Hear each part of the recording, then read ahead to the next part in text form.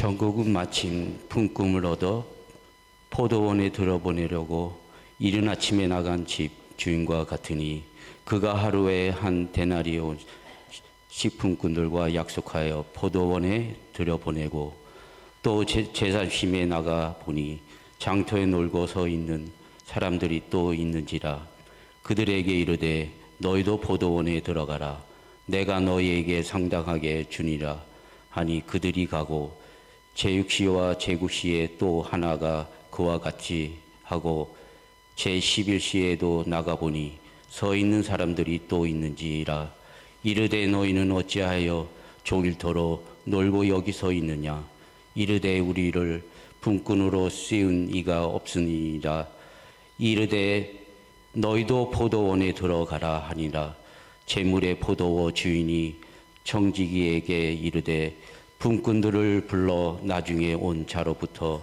시작하여 먼저 온 자까지 싹을 주라 하니 제10시에 또 자들이 와서 한 데나리오씩을 받거늘 먼저 온 자들이 와서 너를 받을 줄 알았더니 그들도 한 데나리오씩 받을지리라.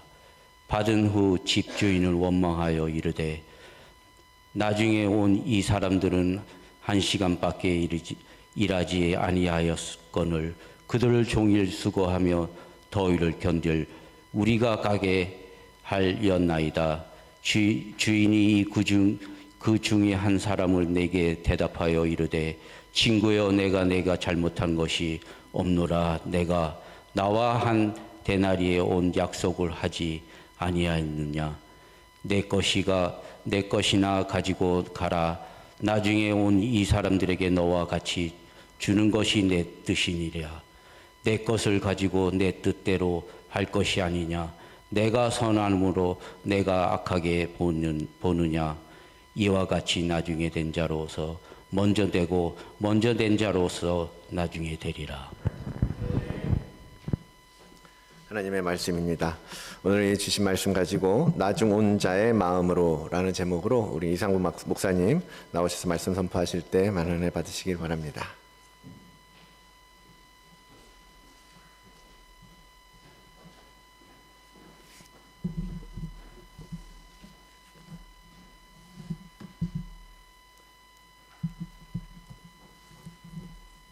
할렐루야. 한 주 동안 변하셨습니까? 예. 오늘 남성교회 헌신예배 찬송이 너무 은혜롭고 하나님의 선한 능력이 우리 예배당 우리 공동체 가운데 가득할 줄 믿습니다. 여러분 삶 가운데서도 하나님의 능력이 가득하기를 바랍니다. 그런 의미에서 우리 옆 사람과 좌우 분들하고 인사 좀 했으면 좋을 것 같습니다. 하나님의 선한 능력이 함께 하십니다. 인사하겠습니다.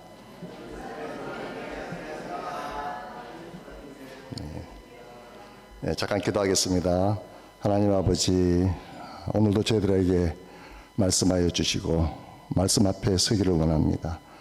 우리의 온 정신과 우리의 마음들이 온전히 하나님께 집중할 수 있는 시간 되게 하시고 예수 그리스도를 바라볼 수 있는 이 시간 되게 도와주시옵소서.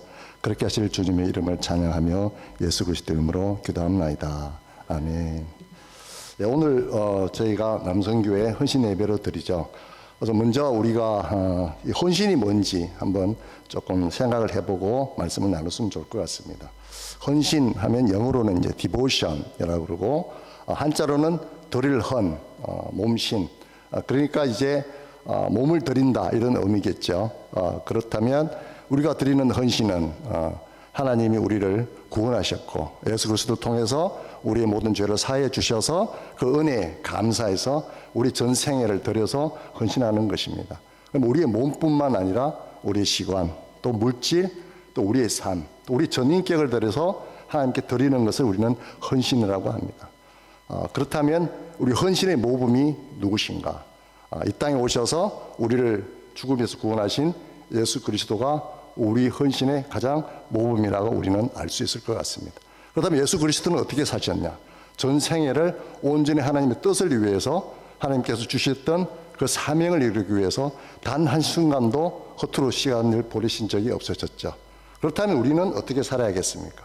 예수님의 모범을 따라 우리도 그리스도의 제자로 하나님의 백성으로 산다면 우리도 그렇게 살아야 하겠죠.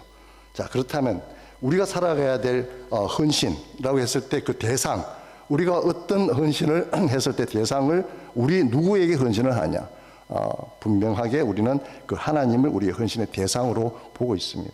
그렇다면 우리가 헌신하는 방법, 태도, 자세에 대한 것은 오늘 우리가 말씀을 통해서, 그렇다면 우리가 어떻게 어떤 방법으로 어떤 자세로 헌신하는 것이 올바른가, 그를 오늘 말씀을 통해서 한번 살펴보고자 하는 것입니다. 오늘 우리가 오늘 장 집사님이 봉독해 주셨는데 오늘 함께 나눌 말씀은 마태복음 20장 1절에서 16절까지 말씀입니다. 이 본문은 저희들이 너무 잘 알고 있죠. 포도원 품꾼의 비유라고 알려져 있는 말씀입니다. 이 말씀은 이제 구원론적으로 이해할 수도 있고 또 교회론적으로도 이해할 수 있는 본문입니다. 오늘은 구원론적보다 교론적 부분에서 우리가 이 말씀을 좀 살펴봤으면 하는 것입니다.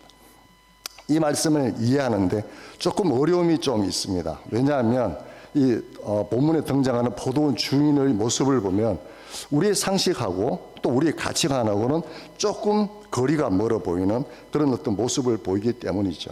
하지만 예수께서 이 말씀을 우리에게 주신 이유, 예수께서 이 비유를 우리에게 주신 것은 분명한 교훈과 메시지가 있다는 것입니다.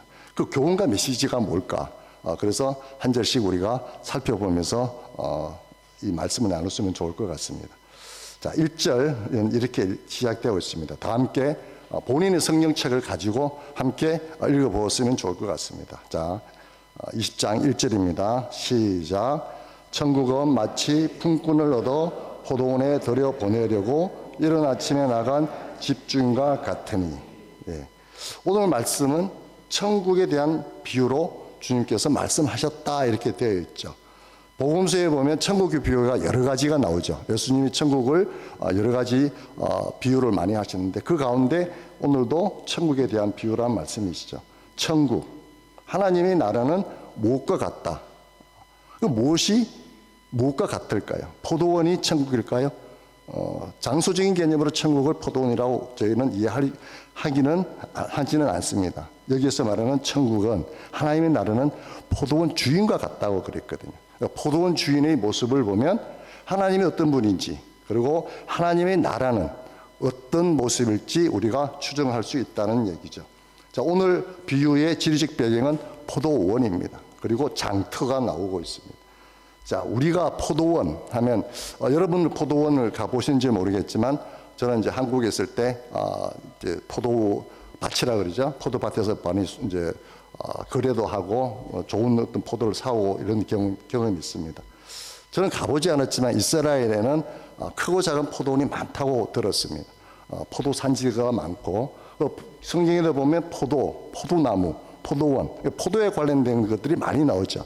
그만큼 이 포도가 이스라엘에 많이 이제 흥행한다고 이렇게 볼 수 있는 것이죠. 자, 그러면 여기에 나오는 품꾼이라고 나옵니다. 품꾼은 뭐냐? 요즘 우리 말로 하면 이제 일용직 근로자, 일용직 노동자라고 이야기를 하죠. 하루 벌어서 하루 먹고 사는 그런 어떤 일용직 근로자를 우리는 품꾼이라고 여기가 이야기를 합니다. 그 당시 유대 지역은 로마가 지배를 하고 있었죠.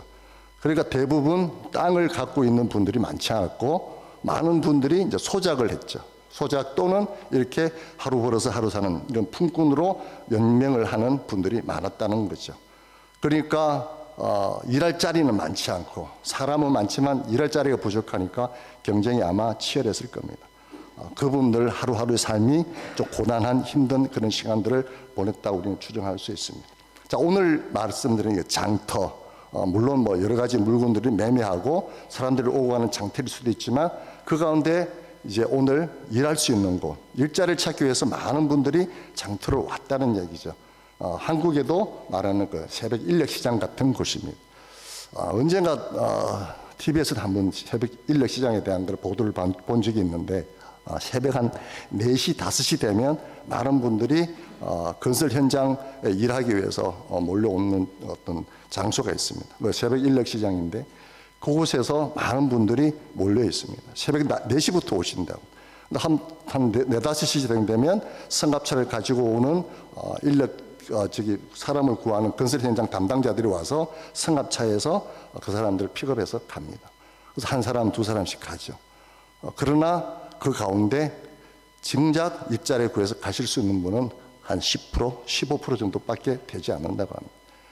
한 새벽 6시가 되면 대부분 인력시장은 문을 닫습니다. 그리고 남은 분들은 그저 집으로 돌아갈 수밖에 없는 거죠. 지금도 그 환경 가운데 많은 분들이 일을 하고 있다고 들었습니다. 자, 오늘 저희들이 읽은 1절을 보면 좀 특이한 점이 하나 있습니다. 팔레스타인 지역의 포도원이라면 규모가 작지 않죠. 포도원이 규모가 클 테니까. 그렇다면 사장님이, 주인이 직접 나와서 일꾼을 고용하는 것이 아니라 그 수하에 있는 관리 또는 청지기들을 통해서 인력을 공급하는 게 일반적일 텐데, 이 포도원 주인은 직접 이런 시간, 여기서 이런 시간이라고 말은 아침 6시, 동이 트는 그 시간을 이야기합니다. 이런 시간부터 장터로 나와서 일꾼들을 모집해 위해서 직접 나갔다는 얘기죠. 앞으로도 살펴보겠지만 이 포도원 주인은 품꾼을 구하기 위해서 5차례나 장터로 나갑니다. 왜 그랬을까요? 왜 직접 그리고 5차례나 그렇게 계속해서 장터로 품꾼을 구하기 위해서 나갔냐 하는 것이죠. 이유가 무엇일까요? 포도 수확도 중요합니다. 하지만 그 포도원 주인의 마음속에는 이를 구하고 있는 품꾼들의 마음이 크게 차지하고 있었다는 것이죠. 우리 하나님이 그런 분이시잖아요. 우리가 하나님을 만나기 위해서 우리가 노력을 해서 그분을 만난 게 아닙니다. 하나님께서 찾아오셨죠. 우리를 찾아오시고 한 사람 한 사람 만나주시고 우리에게 예수가 누구신지 하나님 어떤 분인지 알려주셨고, 그래서 지금 우리가 이 자리에 앉아 있는 거고 우리가 함께 하나님께 예배하고 있는 거 아니겠습니까? 그 하나님이, 우리를 찾아오신 그 하나님이 바로 예수 그리스도시죠. 품꾼을 구하기 이른 아침에 나온 장터에 나온 그 포도원 주인은 일꾼들에게 약속을 합니다. 우리 포도원에 들어가서 일을 하면 한 데나리온을 줄게. 한 데나리온에 대한 약속을 합니다. 그리고 그분들이 한 사람씩 들어가고 나고 나면, 그러면 이제 포도원이 어느 정도 일꾼이 되면 포도 수확을 하면 될 텐데, 이 주인은 또 나옵니다. 3절과 4절 다시 보겠습니다. 제가 읽어보겠습니다. 또 제3시에 나가보니 장터에 놀고 서 있는 사람이 또 있는지라. 그들에게 이르되 너희도 포도원에 들어가라. 내가 너희에게 상당하게 주리라 하니 그들이 가고, 제3시는 오전 9시, 우리 시간은 오전 9시를 이야기하고요. 그 시간에 또 가는 거죠. 그 가니까 또 일을 하지 못해, 일자리를 구하지 못한 사람이 또 있다는 얘기죠. 그들에게 약속을 합니다. 상당한 금액, 상당한 임금을 주겠다. 그 전에 새벽 6시에 온 분들한테는 한 데나리온 약속했는데 여기는 상당한 금액이라고 이야기를 합니다. 물론 뭐 비슷한 수준이라고 이해하면서 일을 하러 들어갔겠죠. 근데 여기 보면 놀고 있다, 놀고 서 있는 사람들이 또 있는지라, 놀고 서 있다고 표현을 되어 있는데 우리 어법이 좀 번역이 조금 어려움이 있죠. 그분들이 일하기 싫어서 그저 게을러서 놀고 있는 게 아니지 않습니까? 일을 구하러 왔지만 일자를 구하지 못해서 서 있는데 놀고 있다는 표현으로 우리는 성경을 이해를 하면 안 된다는 얘기죠. 우리말에도 그런 말 있죠. 요즘 뭐하니? 이러면 놀고 있어. 그 말은 내가 놀고 있는 게 아니잖아요. 일자리를 못해서 쉬고 있다, 이런 의미로 놀고 있다는 이야기를 우리는 종종 하죠. 우리 어법상 그런 뜻으로 이해를 하면 될 것 같습니다. 자, 5절과 6절을 보니까 또 주인은 또 품꾼을 구하러 또 나갑니다. 낮 12시, 오후 3시, 우리 시간으로 그 시간에 또 포도원 일꾼을 구하러 또 나갔다는 얘기죠. 그리고 또 제11시, 여기서 11시는 오후 5시를 이야기합니다.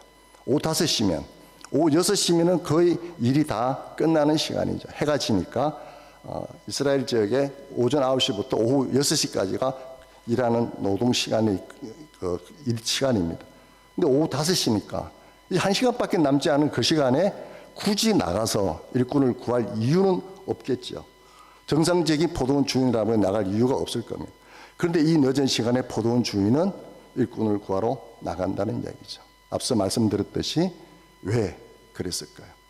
그분은 포도 수확도 중요하지만 아직도 일자를 찾지 못하는 그 한 사람이 중요했기 때문에 나갔다는 얘기입니다. 자, 오후 5시가 되어서 아직도 일자리를 구하지 못한 품꾼들에게 포도원 주인이 묻죠. 너희들은 어찌하여 하루 종일 하는 일 없이 이렇게 서 있느냐. 이게 비난의 쪽으로 말씀드리는 게 아니겠죠. 안타까움이 있는 거죠. 어떻게 해서 아직 오후 5시면 이제 해가 저물어 가는데 아직도 일자리를 못 구해서 이렇게 서 있느냐 하는 주인의 그 안타까운 마음, 그 궁일한 마음이 우리는 느껴집니다. 자, 7절 우리가 함께 읽어보도록 하겠습니다. 시작. 이르되 우리를 품꾼으로 쓰는 이가 없음이니이다. 이르되 너희도 포도원에 들어가라 하니라. 포도원 주인이 묻습니다. 왜 이렇게 일하지 않고 서 있느냐. 그때 그 일하지 못하는 품꾼들이 이야기를 하죠. 아무도 우리를 품꾼으로 써주는 사람이 없습니다. 이 말 속에 그들의 표정, 그들의 심정이 우리가 상상이 되실까요? 아마 그 품꾼들의 눈가에 눈물이 맺혀 있었을지도 모르겠습니다. 절망과 좌절. 이제 해가 지니까, 이제 더 이상 희망이 없으니까 오늘은 요즘 말로 공쳤다. 그러나 그저 하루 공치는 게 중요한 게 아니라 그날 일자리를 구하지 못하고 품삯을 가져가지 못하면 집에 있는 아내와 아이들은 굶을 수밖에 없다는 그런 심정이 있었기에 맨손으로 집으로 돌아가는 그 처참한 심정이 있었겠죠. 왜 그 사람들은 그 시간까지 거기에 있었을까? 본문을 보면서 저는 조금 의아했습니다. 5시 다른 일을 찾거나 뭐 다른 일을 할 수 있을 텐데 왜 아직도 해가 지는 시간까지 그 자리에 있었을까? 그런 시간이 있죠. 그러나 그들에게 선택할 수 있는 게 없었다는 거죠. 누군가 자기를 고용해 주지 않으면 제가 할 수 있는 일자리가 없기 때문에 내가 뭔가 할 수 있는 게 없으니까 그저 그 자리에 서 있는 거죠. 그래도 마지막 희망, 그것을 품고 그 자리에 있었던 그 사람들이었습니다. 저는 이 본문을 보면서 장터를 떠나지 못하는, 그 늦은 시간도 장터를 떠나지 못하는 사람들의 마음을 조금 이해할 것 같습니다. 1997년에 한국에 어떤 일이 있었습니까? IMF 사태가 터졌죠. 외환위기가 왔고 수많은 기업들이 문을 닫았습니다. 큰 기업들도 구조조정을 해서 수많은 사람들이 일자리를 잃고 은행들이 통폐합되고 이런 일들, 그래서 위기를 겪는 가정들이 한둘이 아니었습니다. 어마어마하게 많은 고난의 쓰나미가 한국을 덮쳤죠. 그 가운데 어떤 분들은 극단적인 선택을 하기도 하고 가정의 어려움 때문에 이혼의 위기도 많이 겪었던 그런 상황들이 있었습니다. 어쩌면 우리들도 살아오면서 이런 경험 한두 번 하지 않는 분들이 있을까요? 가족의 생계를 책임지는 그 가장의 무게, 정말 그 무게가 어느 정도 될까요? 어떤 세상의 무게보다 크다고 저는 느껴집니다. 요즘은 맞벌이로 살아가니까 조금 좀 덜하다, 그 무게가 좀 덜해졌을까 않을까 이렇게 생각을 하지만 그 가장이 가지고 있는 무게는 정말 어마어마하다고 느껴집니다. 오늘 남성교회 헌신 예배를 저희가 드리고 있죠. 여기 계신 남성교회 회원 한 분 한 분도 아마 그런 인생들 살아오셨지 않았을까 생각이 됩니다. 가족들 몰래 남 몰래 눈물을 흘리기도 하고 나 때문에 가족들 고생시키는 거 아닌가 하는 그런 자괴감도 들고, 남자는 절대로 사람들 앞에서 눈물 흘리면 안 돼. 약한 모습 보이지 않기 위해서 속 시원하게 어디 가서 눈물 한 번 흘린 적이 없는 그것이 오늘 살아가는 우리 아버지들의 아픔과 슬픔이 아닐까 싶습니다. 하지만 그럼에도 불구하고 지금까지 우리가 이렇게 살아올 수 있었던 그 힘, 그거는 하나님께서 우리를 지켜주셨고 보호해 주셨기에 지금 이 자리에 우리가 있는 것 아니겠습니까? 여러분 믿으시죠? 아멘입니다. 네. 자, 6시가 되었습니다. 이제 하루 일과가 끝났습니다. 뭐가 남았을까요? 네. 임금을 받는 날입니다. 우리의 가장 기쁜 날, 외지 받는 날. 그처럼 임금을 받는 날이 돌아온 거죠. 그 시간이 되었습니다. 이제 일당을 정산해야 합니다. 자, 8절을 제가 읽어보도록 하겠습니다. 저물매 포도원 주인이 청지기에게 이르되 품꾼들을 불러 나중 온 자로부터 시작하여 먼저 온 자까지 싹을 주라 하니. 자, 하루 일과가 끝나고 품삯이 이제 지불됩니다. 근데 조금 특이한 점이 있죠. 품삯 지급하는 순서가 우리의 상식과 조금 틀리다는 얘기죠. 우리의 일반적인 상식은 먼저 온 사람에게 먼저 주는 게 일반적이죠. 그런데 그 순서를 이 포도원 주인은 거꾸로 하고 있다는 거죠. 뒤에 온 사람을 먼저 주는 거예요. 대부분 이제 요즘 같은 경우는 뭐 계좌 입금도 하고 실질적으로 준다 하더라도 봉투에 돈을 줄 텐데 그럼 누가 얼마를 받는지 모르죠. 봉투를 주니까. 근데 여기는 다 보이는 앞에서 이제 임금을 지급한단 말이죠. 한 데나리온씩. 근데 이 주인이 하는 행동이 조금 의아스러운데 그 이유가 뭔지 한번 우리가 살펴봤으면 합니다. 왜 그랬을까? 포도원 주인은 왜 나중에 온 사람한테부터 먼저 이 임금을 지급을 했을까? 아마 이런 포도원 주인의 행동을 통해서 저는 하나님 마음이 이렇지 않았을까 이런 생각이 좀 해보았습니다. 약한 자, 가난한 자, 소외된 자 그런 분들에 대한 그런 사람들에 대한 마음이 하나님은 갖고 계시다는 것이죠. 이 포도원 주인처럼 말이죠. 이른 아침부터 포도원으로 품꾼으로 들어온 사람에 비해서 아마 이 뒤에 온 사람들이 좀 왜소했지 않을까 그런 생각이 듭니다. 상식적으로 생각을 해도 오전 6시에 일꾼을 구하러 나갔을 때 먼저 선별되는 사람들은 건장하고 또 힘 좋게 일 잘하게 보이시는 외적으로도 보이시는 분들을 주로 선별을 했었겠죠. 그렇게 해서 또 순서로 나가다 보니까 오후 5시에 있는 분들은 그 중에서 가장 허약하고 가정에 약한 약골 같은 그런 신체를 조건을 가지던 분으로 추징을 할 수 있다는 거죠. 그런 사람들에게 국렬한 마음을 가지고 포도원 주인은 먼저 이 품삯을 지급했지 않았을까 이런 생각이 듭니다.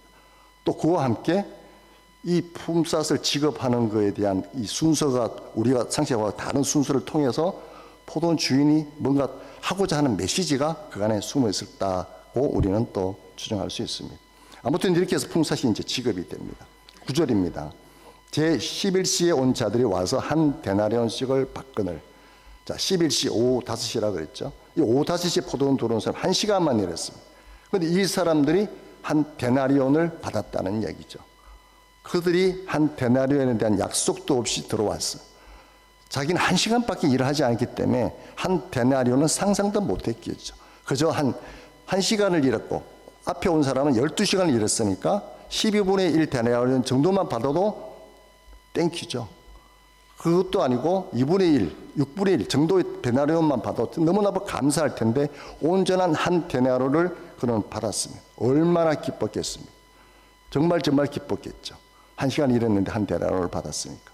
이 한 데나리온은 좀 호주 돈으로 하면 한 얼마 정도 될까요? 한 200불 정도, 250불? 뭐 이 정도 금액이 될 겁니다. 하루 일당. 근데 그거를 받고 그는 너무너무 기뻤을 겁니다. 그리고 또 어떤 마음이 들었을까요? 먼저 일찍 온 그 동료들에게 좀 미안했겠죠. 오전 6시부터 12시간 일한 그 사람들에게 좀 미안한 마음이 있었을 겁니다. 그리고 또 그 감사와 함께 집에 있는 아내와 그 아이들에 대한 그 환하게 웃는 그 얼굴, 그 기쁨이 이 품꾼들에게 있었다는 얘기죠. 그런데 문제가 생겼습니다. 어떤 문제입니까? 10절 이하에 그 내용이 되어 있습니다. 오전 6시부터 오후 6시까지 12시간 일한 그 사람들에게도 똑같이 한 데나리온이 주어졌다는 거죠. 처음에 1시간 일한 사람이 한 데나리온을 받았을 때 그 뒤에 줄 서 있던 그 품꾼들의 어떤 마음이 들었을까요? 1시간 일했는데 한 데나리온 주네? 난 12시간 일했으니까 12데나리온 받는 거 아니야? 처음에 약속은 한 데나리온 했지만 저 주인이 정말 좋은 분이라서 나한테 10데나리온 줄지도 몰라 하는 기대감이 있었겠죠. 근데 순서가 되면서 3시에 온 사람도 한 데나리온, 12시에 온 사람도 한 데나리온, 9시에 온 사람도 또 한 데나리온. 좀 뭔가 이상하게 돌아가는 것 같아. 근데 자기가 정작 받았는데 보니까 또 자기도 한 데나리온. 그렇게 받았으니 당연히 화가 나고 원망이 되겠죠. 그래서 주인한테 이야기를 합니다. 이게 말이 되냐. 1시간 일한 사람이 한 데나리온 줬는데 12시간 일한 나한테 똑같이 한 데나리온이라니요. 항의를 하죠. 근데 주인이 뭐라고 이야기합니까? 내가 너에게 잘못한 게 하나도 없어. 약속한 한 데나리온 주는 게 그게 왜 내가 잘못한 일이고 비난받아야 될 일이냐 이렇게 이야기를 합니다. 자, 이 부분에 대해서 여러분은 어떻게 생각하십니까? 우리의 상식, 우리의 가치관, 우리가 살아가는 이 땅의 어떤 윤리, 어떤 상식적으로 그게 정의롭고 온당하다고 생각이 드십니까? 우리의 상식 기준으로 전혀 맞지 않은 행동이죠. 주인의 행동은. 물론 약속을 했다 하더라도 1시간 일한 사람과 12시간 일한 사람을 똑같이 임금이 지급된다면 이거는 공정한 사회가 분명히 아니다는 얘기죠. 똑같은 일을 했을 때 근로시간을 기준으로 해서 임금이 지급되는 게 지금 우리가 살고 있는 호주 사회도 그렇죠. 시급으로 우리가 계산을 하고 시간만큼 우리는 임금을 받습니다. 그렇다면 예수님께서 이 비유를 통해서 우리에게 무슨 말씀을 하시려고 이 비유를 하셨냐 이거죠. 비상식적이고 불공정하고 이런 어떤 모습을 통해서 우리가 알아야 될 것이 무엇이냐 하는 거죠. 이것은 하나님의 나라의 법칙과 질서는 우리가 생각하는 그런 공정과 정의와는 다르다는 걸 이야기하고 있는 것이죠. 하나님의 나라는 하나님에 의해서 통치되는 나라입니다. 우리의 정의, 공정, 우리의 상식 기준으로 하나님의 나라를 우리를 그 잣대로 하나님의 나라를 이해할 수 없다는 얘기죠. 그래서 이야기를 합니다. 14절과 15절을 다 함께 읽어보도록 하겠습니다. 시작. 내 것이나 가지고 가라. 나중 온 이 사람에게 너와 같이 주는 것이 내 뜻이니라. 내 것을 가지고 내 뜻대로 할 것이 아니냐. 내가 선함으로 네가 악하게 보느냐. 아멘. 우리가 여기서 주목해야 될 부분이 한 단어가 있습니다. 내 뜻. 내 뜻이라는 말씀이 2번 나옵니다. 나중 온 사람한테 너와 같이 똑같이 주는 게 내 뜻이다. 그 내 것을 가지고 내 뜻대로 하는데 네가 그것을 악하다고 이야기를 하느냐라고 하면서 내 뜻이라는 이야기를 2번 이야기를 하죠. 하나님이 이 세상을 통치해가는 방식은 세상의 방식과 다르다고 말씀드렸습니다.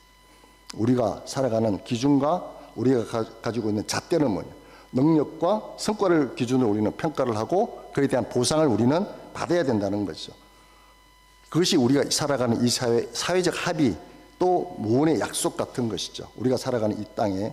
하지만 포도원 주인의 모습처럼 하나님의 나라에 하나님께서 행하시는 그 방법은 우리의 기준과는 다르다는 거죠.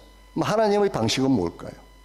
그것은 우리가 말하는 상식과 우리가 말하는 공정과는 다른 은혜의 방식으로 하나님의 나라를 통치해 가신다는 것이죠. 우리는 늘 차별의식이 있습니다. 비교의식. 남과 비교하고 내가 어떤 것을 했을 때 어떤 그 공로식이 우리한테 많이 갖고 있죠. 우리가 갖고 있는 어떤 불행감 또는 기쁨과 감사가 없는 가장 기본적인 원인이 뭐냐. 우리는 절대적 결핍 때문에 그런 우리의 어떤 기쁨과 감사가 잃어버렸다고 생각하지 않습니다. 대부분은 상대적인 결핍이죠. 누구는 많이 가졌는데 나는 적게 가졌고 누구는 이만큼 일했는데 나는 그보다 더 했는데 나는 가진 것이 더 적고 내가 일한 만큼에 대한 보상이 없을 때 우리는 그게 불만이 되고 우리가 감사보다는 우리가 원망과 불평이 우리 안에 온다는 얘기죠. 이런 비교의식, 이런 공로식이 우리 마음에 차고 또 넘칠 때마다 우리의 기쁨과 감사는 줄어들게 된다는 것이죠. 자, 여러분 한번 비교해 보십시오. 먼저 온 사람하고 마지막에 온 사람, 우리 한번 비교를 해보았으면 좋을 것 같습니다.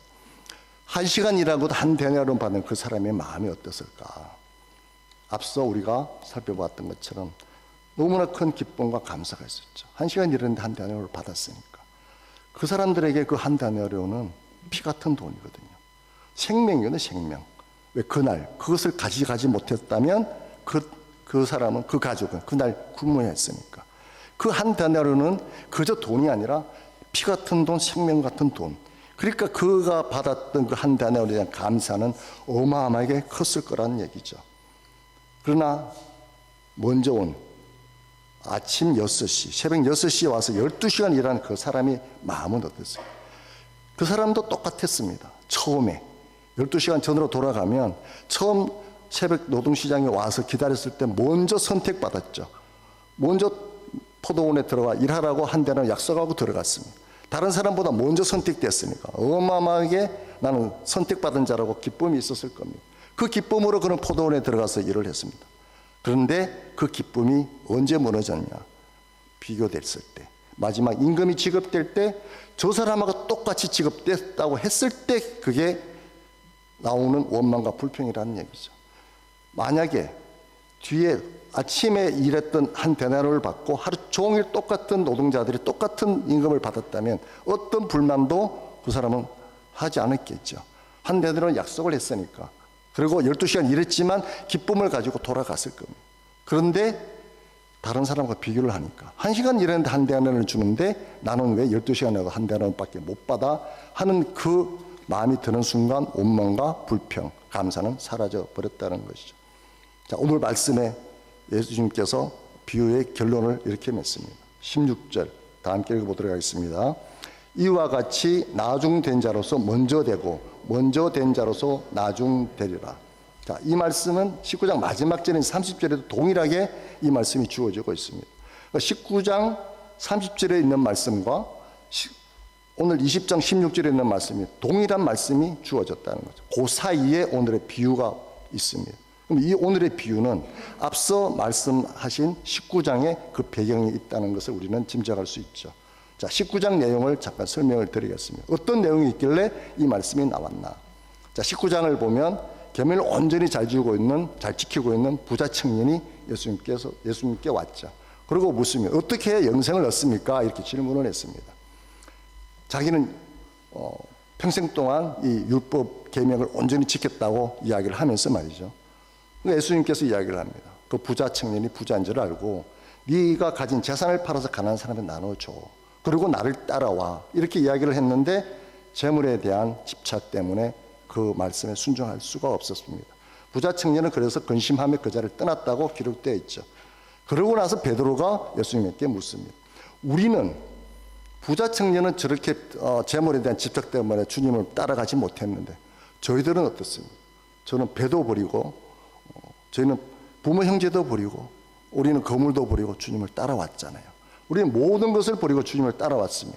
그렇다면 나에게 주어진 보상은 뭡니까? 라는 질문이 19장에 있다는 얘기죠.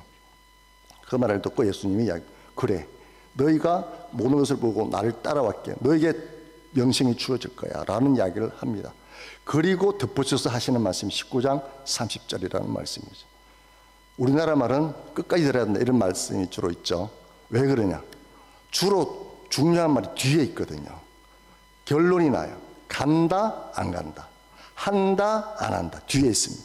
영어는 앞에 있죠. I don't, I can't 뭐 이게 있는데 우리는 항상 뒤에 있어요. 앞에 정확하게 이야기하지만 뒤에 결론은 뒤에 났기 때문에 그래서 주의해서 들어야 된다. 문장에 우리 하고자 하는 의도의 결론은 항상 뒤에 있으니까 성경 읽을 때도 어떻게 보면 이런 적용이 된다고 생각을 합니다. 성경 읽을 때 접속사에서 그래서 중요하다고 말씀드립니다. 30절이 어떻게 시작합니까? 그러나로 시작합니다. 그러나 but 앞에 말씀도 중요하지만 뒤에 하는 핵심을 더 중요시 여겨라 이런 뜻이죠. 한 절이지만 이 마지막 그러나로 시작하는 게 어마어마하게 중요하다라는 것을 예수님은 베드로에게 이야기하고 있는 거죠. 근데 어떻게 보면 베드로가 조금 억울한 면이 있는 것 같아요. 성경을 보면 저는 많이 느끼는데 주로 예수님한테 야단 맞고 하는 그 제자가 베드로죠. 제자들은 말을 하지 않지만 베드로가 똑같은 마음인데 나서서 말을 하지 않아요. 하지만 베드로가 대변해서 하는 것처럼 많이 나오죠. 그래서 책망도 많이 받고 하지만 침묵하고 있는 제자들도 똑같은 마음이었다는 얘기죠. 그런 마음으로 베드로가 이야기를 했을 때 베드로에게 주신 말씀, 우리의 공로, 우리의 헌신이 생색이 나고 우리 그것 때문에 어떤 보상에 대한 것들 기대를 했을 때 영생에 대한 약속과 함께 예수님께서 베드로에게 주신 것은 주의를 경계하고 계시는 거죠. 내가 예수님을 위해서 무엇을 했다, 내 공로의식이 내 안에 자리 잡을 때 결국 그것이 우리를 나중으로 밀려나게끔 하는 요인이 될 수 있다 하는 경고의 말씀인 거죠. 자, 똑같은 말씀을 예수님께서 포도원 품꾼의 비유를 해서 마무리하면서 또 반복을 하고 있죠. 중요하니까 나중된 자가 먼저 되고 먼저 된 자가 나중된 자, 이에 대한 어떤 말씀을 우리가 반복합니다. 중요하니까 반복하는 것이라고 우리가 보여집니다. 자, 아침 6시에 포도원 주인에게 선택이 돼서 기쁘게 포도원에 들어와서 열심히 일했습니다. 12시간 일했습니다.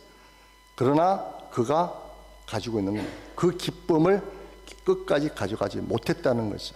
마지막 싹시 자기한테 돌아왔을 때 그는 기쁨과 감사를 다 잃어버렸습니다. 결국 무슨 말씀입니까?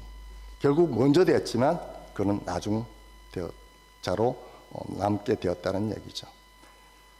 시간으로 따지면, 우리가 양으로 따지면 우리의 헌신이 우리가 하나님께 드리는 헌신이 시간과 양으로 우리는 생각을 합니다. 그러나 우리가 안에 있는 마음의 깊이, 무게는 시간의 양과 정비를 하지 않는다는 거죠. 우리는 양의 기준을 보지만 하나님은 양이 아니라 질로 보신다는 거죠. 이러한 시간은 양적으로 측정할 수 있겠지만 품고들의 마음은 양적인 것이 아니라 질적인 것으로 평가된다는 거죠. 하나님 나라의 정의, 이것은 우리의 헌신 또한 양이 아니라 질로 평가된다는 얘기죠.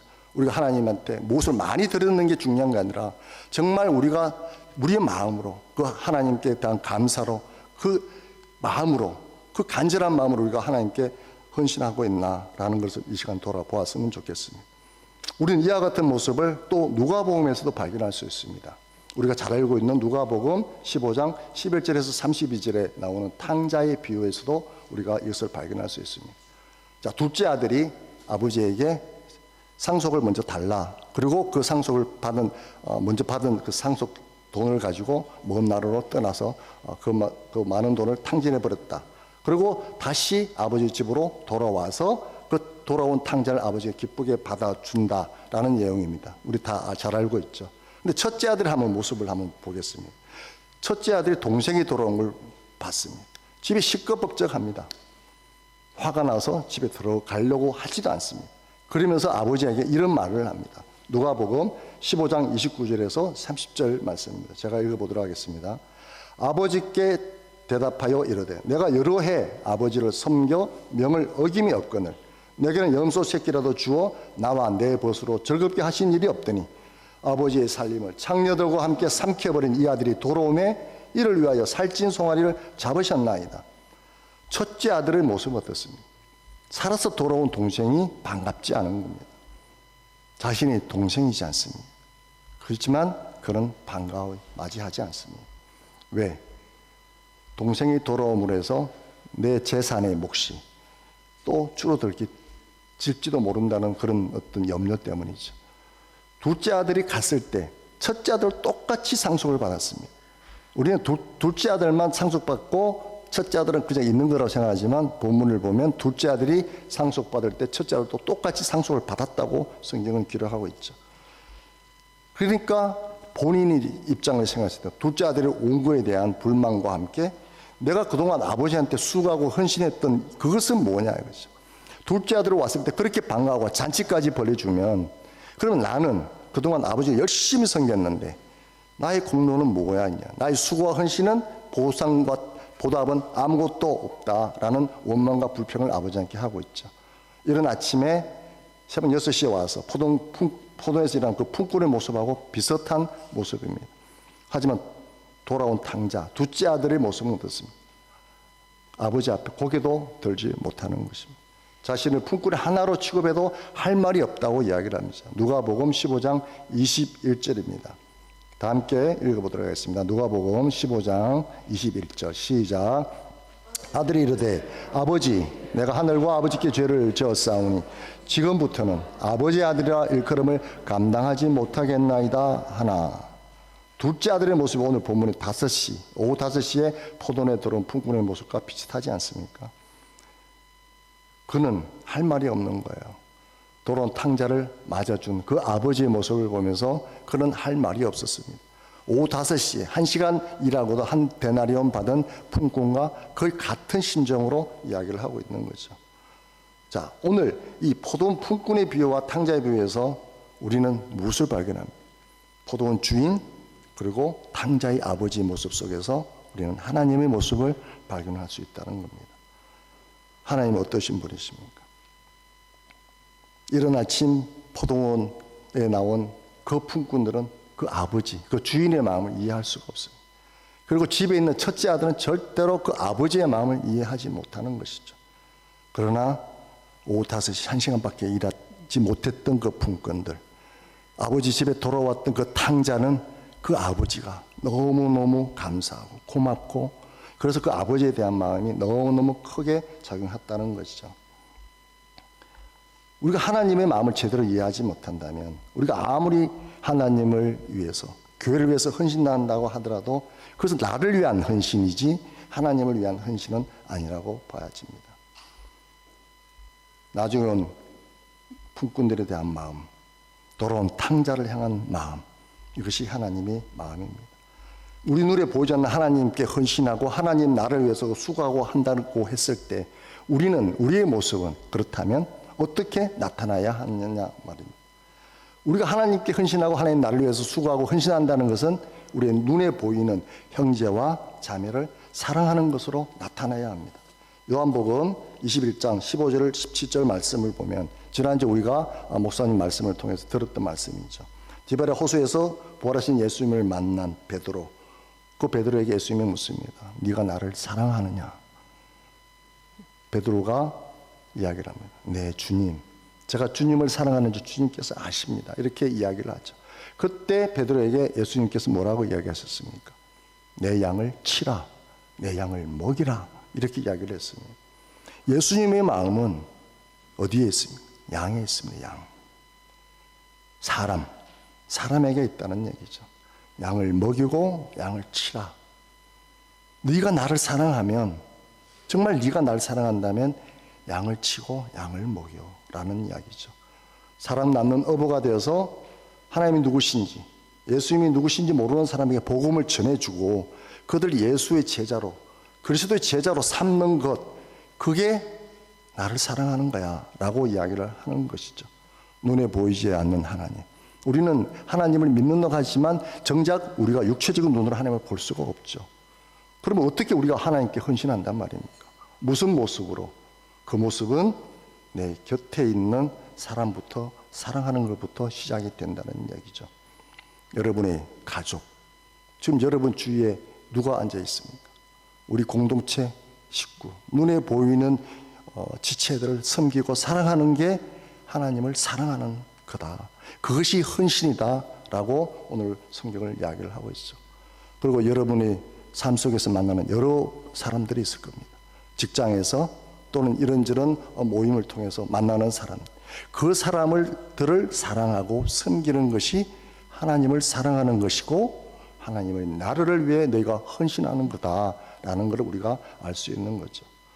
지금도 교회 바깥에서 우리를 품꾼으로 쓰는 이가 없습니다 라고 그렇게 우리에게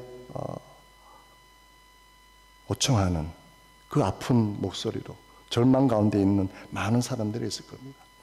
이 세상에 어떤 사랑도 받지 못했고 어떻게 선택받지도 못했고 좌절과 절망 가운데 있는 그 사람들을 우리가 품고 나아가야 한다는 것이죠. 오늘 우리는 남성교회 헌신 예배를 드립니다. 헌신이 뭔지 앞서 우리가 말씀을 드렸죠. 하나님을 마음을 모르면 우리의 헌신이 그것은 우리 자신의 헌신으로 끝날 수 있다는 것이죠. 우리 마음으로 그저 헌신했다고 그렇게 자만할 수가 있다는 것이죠. 진정한 헌신은 하나님의 마음을 알 때, 포도원 주인의 마음, 탕자의 아버지의 마음, 그 마음을 알 때, 그리고 그분이 하나님이 어디로 향하 있냐, 하나님의 시선이 어디 있느냐, 그 시선에 우리의 마음이 머물러 있지 않으면 우리의 헌신은 헛될 수 있다는 것이죠. 지금 우리가 그런 헌신을 다졌으면 좋겠습니다. 남성교회뿐만 아니라 여기에 모이신 모든 우리 공동체 식구들이 우리의 헌신을 정말 우리 눈에 보이는 가까운 사람부터 사랑하는 것에서부터 가족을 또는 남편과 아내를 그리고 공동체 식구들을 사랑하는 것에서부터 우리의 헌신은 시작되어야 할 것입니다. 우리의 수고 공들을 드러내서 보상받으려고 하는 그 마음을 내려놓고 주님, 나는 무익한 종입니다. 그렇게 고백하면서 하나님께 주신 그 감사로 내 삶의 모든 순간들을 하나님께 드릴 때 우리에게 진정한 헌신의 시간이 되지 않을까 믿습니다. 이 시간 기도를 했으면 좋겠습니다. 저에게 눈을 감고 머릿속에 하나님 말씀 앞에 나의 모습을 비춰봤으면 좋겠습니다. 성령께서 주시는 음성을 듣는 시간 되기를 원합니다. 그리고 남성교회를 위해 기도해 주십시오. 남성교회에 속한 모든 분들이 하나님의 은혜 가운데 성령 충만함을 받아 다다른 교회를 떠받치는 든든한 거목으로 더욱 성장해 갈 수 있도록 기도해 주십시오. 지금 우리의 모습은 어떻습니까? 이른 아침 포도 농장에 나와 일했음에도 한 데나리온을 받음으로 인해 주인을 원망하는 품꾼의 모습이 우리 안에 없습니까? 하나님의 은혜와 감사를 잃어버린 채 어느새 나의 수고와 공로를 생생내는 그런 못난 종교인으로 되어버린 것은 아닙니까? 이 시간 나의 모습을 보게 해주시고 해달라고 기도해 주시고 하나님 앞에 회개하며 나아가기를 원합니다. 하나님의 은혜와 감사를 회복하는 저희가 되게 해달라고 그렇게 간절히 하나님께 기도하도록 하겠습니다. 기도하겠습니다. 아버지 하나님, 오늘 말씀을 보았습니다. 한때 나를 그 말씀을 통해서 그 품꾼들의 마음을 보았습니다. 한 시간밖에 일하지 않았지만 한때 나를 품꾼들에게 주셨던 그 은혜가 우리 안에 들어옵니다. 아니, 우리가 언제부터 내 수고와 이렇게 세상을 모습을 하나님, 우리 안에 그 모습을 내려놓게 주시옵소서. 주님께 대한 감사를 더 넘치게 하시고 예수 그리스도로 말미암아 하시는 주옵소서. 오늘도 하나님 앞에 나아가는 저희에게 주시옵소서. 아버지,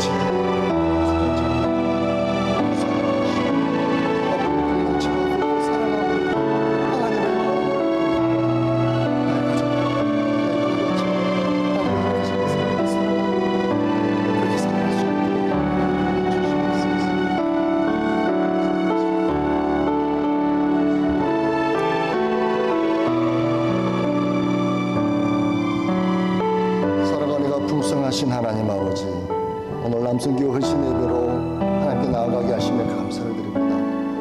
말씀을 통해 하나님의 마음을 알게 하시고 우리에게 허락하신 형제들과 이웃들을 사랑하고 섬기는 것이 곧 하나님께 헌신하는 삶인 것을 알게 해주시니 감사합니다. 그렇게 살기를 원합니다.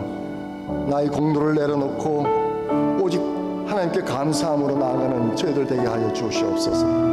그리고 남성교를 성령의 충만함 가운데 붙들어 주시고 교회의 든든한 버팀목으로 거목으로 성장해 갈 수 있도록 은혜의 은혜를 다하여 주시옵소서. 예수 그리스도의 이름으로 기도합나이다. 아멘.